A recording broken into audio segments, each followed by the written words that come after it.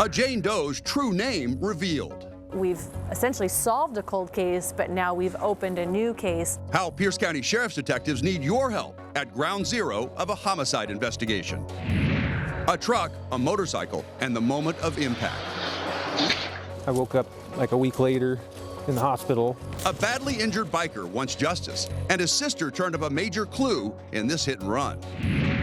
RS1 ready for pickup. They make it look easy. It's not. As the pilot, like sitting there hovering, in the dark next to a mountain. We take you inside the cockpit to see the white-knuckle work of King County's air unit. Tonight, in the Spotlight.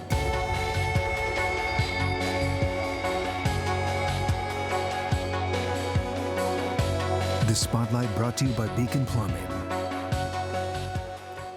It's one mystery solved and a new one to unravel. This is Laurie Krage.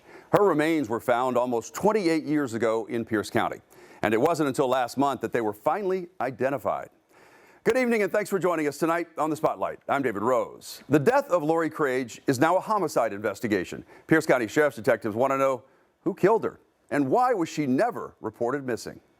So now that we've determined that this is in fact Laurie, we are starting from the ground up on a homicide investigation. The Pierce County Sheriff's Office trying to piece together the death of Laurie Krage. October 13th, 1997, a mushroom picker found her remains on Gale Creek Road, about 9 miles from Wilkeson School, south of Buckley. There's enough evidence to show from the remains it was not a natural cause of death. Her remains were finally identified through genetic genealogy. Her husband, Ronald Martin, died of natural causes in 2020. Pierce County Sheriff's Deputy Carly Capetto tells us detectives are in touch with living family members, but it's still unclear why Laurie was never reported missing. And I think it was just known she moved around a lot, and so we don't know why she was never reported missing, allegedly from the family or from the deceased husband. Laurie was known to visit Lakewood, Kent, and the Emerald Queen area. The answer to how she died could come from a tip on how she lived. If anybody has known her or if they knew her in the past, what her life was like. We are starting from the very bottom just to try to figure out who she was, where she liked to frequent, where she traveled, or even where she stayed and lived. Digging through decades to find a killer is no easy task, but for cold case detectives, every life counts. We never forget, as Pierce County Sheriff's Office, every single case we want to solve. Detectives believe Laurie Krage was killed sometime in 1996. Her maiden name is Lester. She married Ronald Martin in 1995. Anyone with information on the couple is urged to contact the Pierce County Sheriff's Office. The DNA work that identified Laurie's remains was performed by Othram Labs in Texas. This is the 37th case in Washington where Othram's technology has identified a victim or a suspect. A Snohomish County man is recovering tonight after he was seriously injured in a hit-and-run crash. Jonathan Bradshaw says he was riding his motorcycle when a truck swerved into his lane, and he could clearly see the driver holding a phone in front of their face.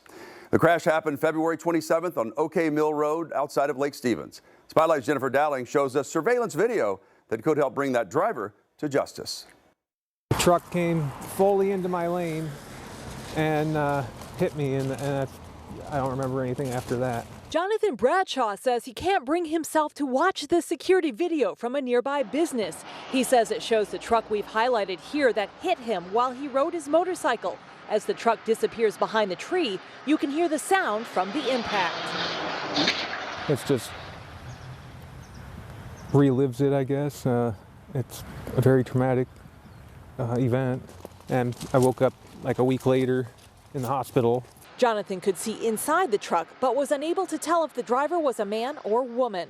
Just phone in front of their face and was completely in my lane and hit me head on. With several fractures, he wears a helmet as part of his recovery process. I'm missing my skull from my temple all the way back behind my ear. It was 252 staples all the way around. He also gets around with the help of a cane, but his biggest goal is trying to stay positive for his 5-year-old daughter and 7-month-old son. My main goal for making sure I get better as quick as possible is for them. While he recovers, his sister Rebecca helped to track down this video. You can hear the hit and you see my brother go down. It's definitely not a good video to watch. She says the truck appears to be an older model Ford, dark in color with what looks like chrome door handles and a bumper with a possible dent. They're both hoping the video helps to lead to an arrest in this case. My brother needs closure from this. This person almost killed me. Doctor said that I wasn't going to make it. I mean, they deserve to be brought to justice. For the Spotlight, I'm Jennifer Dowling. 3 Snohomish County men, including 2 who had their prison sentences commuted by former Governor Jay Inslee, have now been federally indicted for drug trafficking. 54-year-old Percy Levy and 69-year-old Eugene Smith are both in federal detention in SeaTac, along with 60-year-old Robert Baggett. According to the indictment, Baggett repeatedly sold cocaine, fentanyl, and meth to an undercover officer with the Snohomish Regional Drug Task Force. He allegedly identified his boss as 54-year-old Percy Levy. When the task force searched Levy's home in Everett, they say they found bricks of cocaine, fentanyl powder, digital scales, and a loaded firearm under the pillow of the bed. Levy was released from prison in 2019 when Governor Inslee granted him clemency. He was sentenced in 2003 to 19 years in prison for a home invasion robbery of a drug house. Levy worked as a community outreach specialist with the Washington Defender Association and as a board member of Black Lives Matter, Seattle-King County. He even testified before the House Public Safety Committee on restorative justice hours before he was arrested.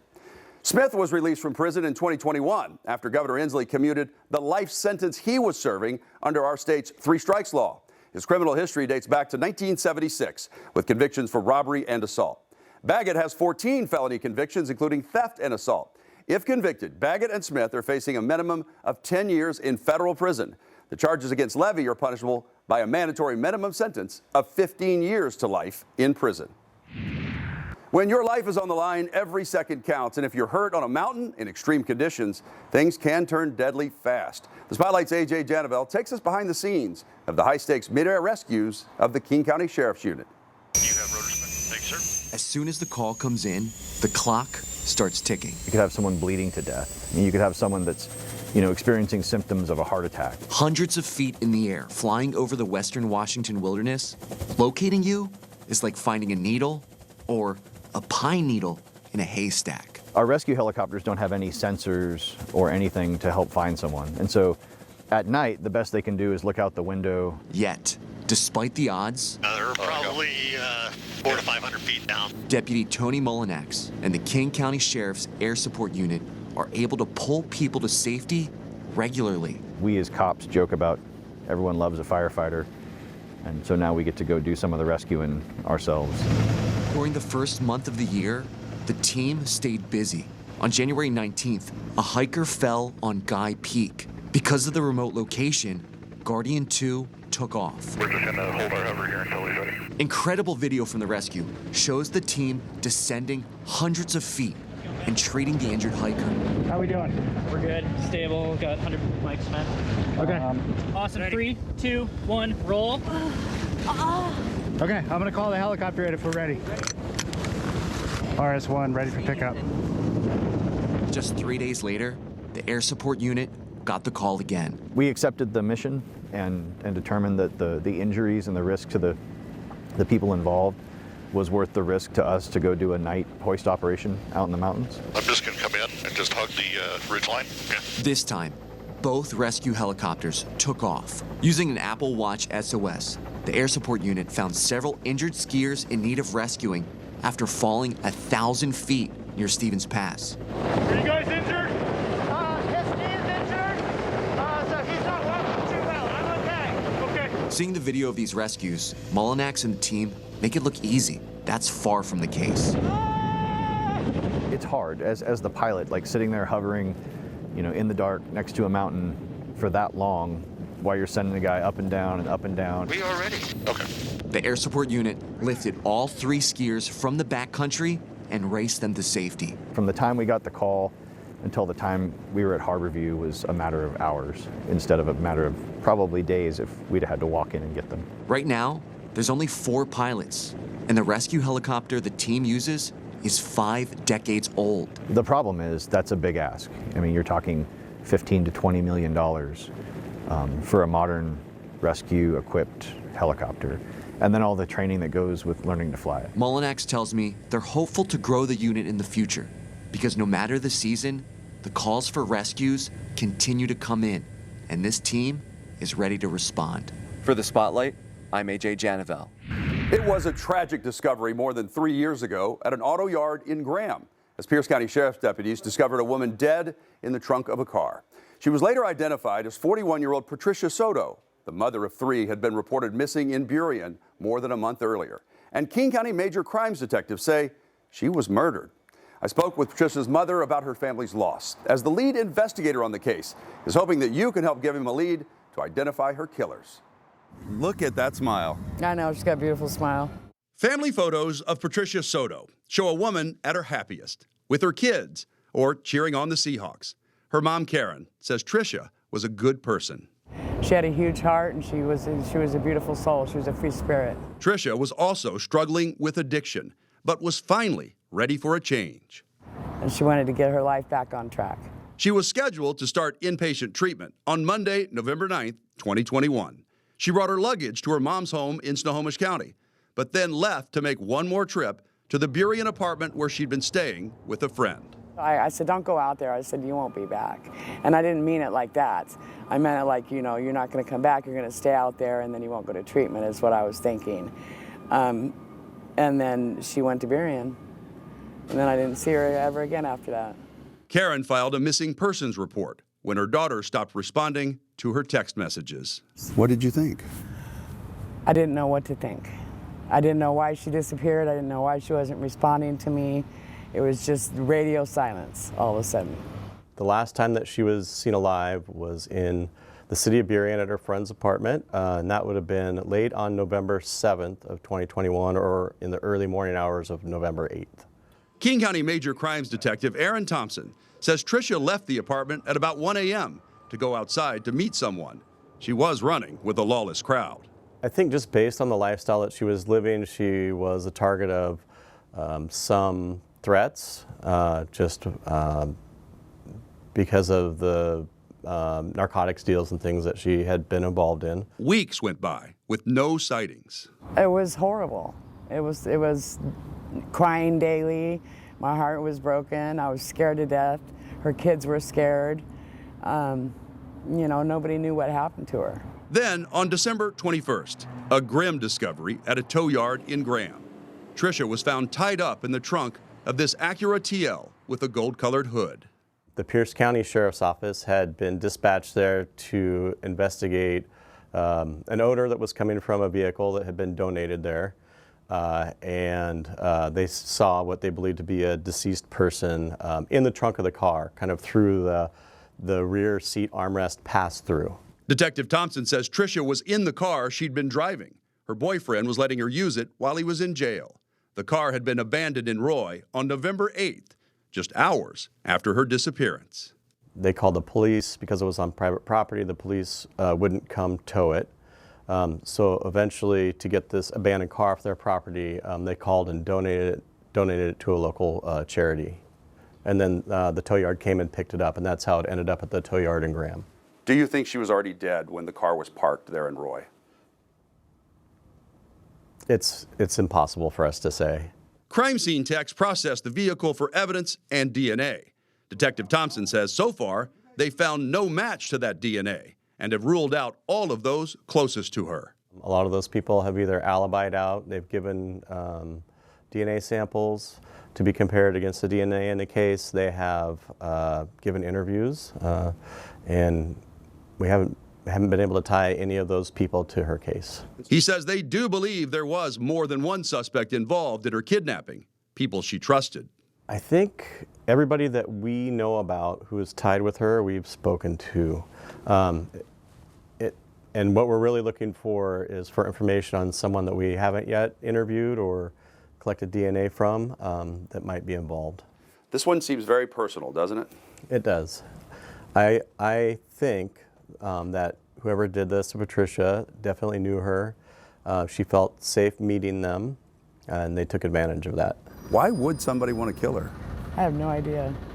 I wouldn't. I don't know.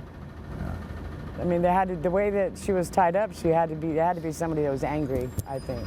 Detective Thompson says he's certain there are people who know who was involved in Trisha's disappearance and death.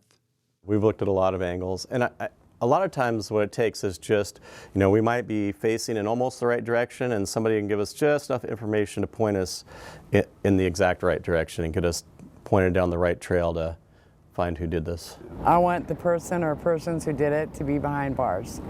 They don't deserve to be walking the streets and living their life.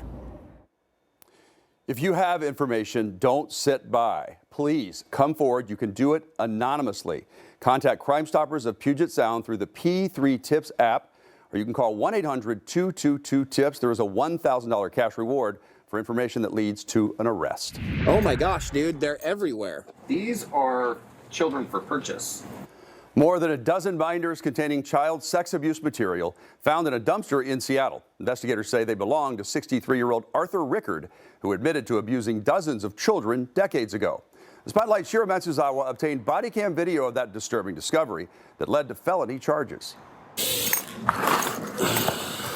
For the first time, we're getting a look at the moment officers found binders filled with photos containing child pornography in this dumpster in Lower Queen Anne last month.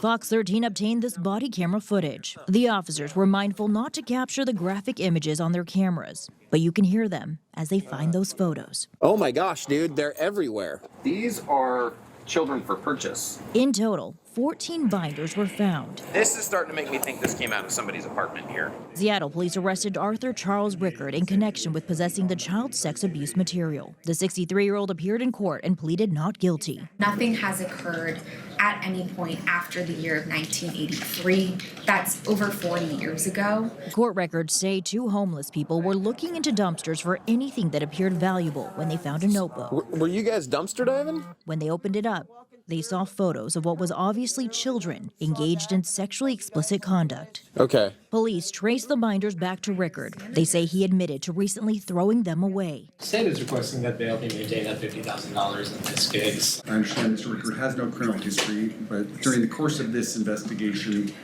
apparently the allegations are, and he hasn't been charged with this, but that he admitted to abusing up to 50 children.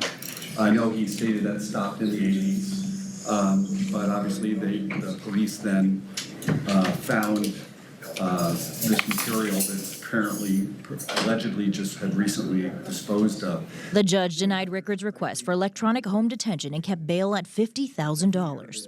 For the Spotlight, I'm Shira Matsuzawa.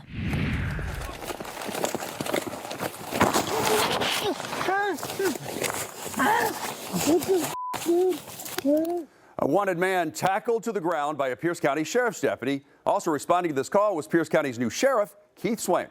Sheriff Swank recently shared a ride-along video showing a daily reality of what deputies are dealing with as drugs fuel a cycle of crime. We've been detoured away from the neighbor dispute to a incident where deputies are struggling with a suspect. Well, this is another example of what narcotics is. So this guy here has warrants. I don't even know what they're for, but it's obvious that he's using narcotics, maybe overdosing. So we have to have fire come here and check him out and see if he needs any treatment. And you know, this relates to everything that's going on here. Drugs are responsible for all the crimes just about that's going on here, whether it's property crimes or crimes of violence. And in this guy's case, hopefully we can get him some help and get him some treatment for his addiction problems. This is completely a show because he doesn't want to go to jail. That's what this is all about. But he'll be cleared medically. Once he's cleared medically, he'll be going to jail to answer for his warrants. This guy, he's got warrants, right? Yes, sir. Been swallowing dope so he doesn't go to jail. Yes, so what sir. happened today? So today we saw him earlier about 3 or 4 hours ago. I think he attempted to try to swallow something in his mouth. We decided to let him go. Today we got a welfare check over at a park over here nearby. Sleeping on the bench, I recognized him. I let him kind of walk away, kept my eyes on him. Asked for a second unit to make sure it feels safe. As soon as I pulled in front of him, my partner here, Mr. Lexus, pulled behind him. He told me he was under arrest. He began reaching in his pockets. I was fearful he was grabbing a weapon, so I ran up and tackled him. Get in your pocket, man.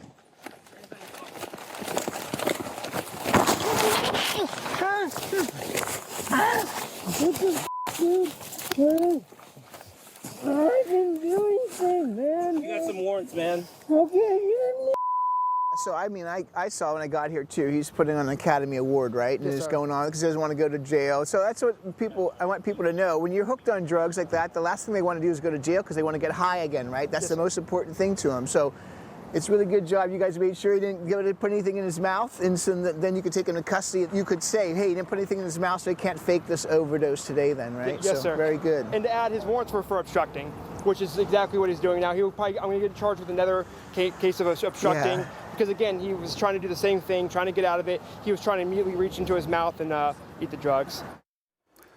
Well, Swank was sworn in as sheriff in January of this year. Before that, he spent 33 years with the Seattle Police Department. Well, that's going to do it for us tonight on The Spotlight. Until next week, I'm David Rose. Please stay safe.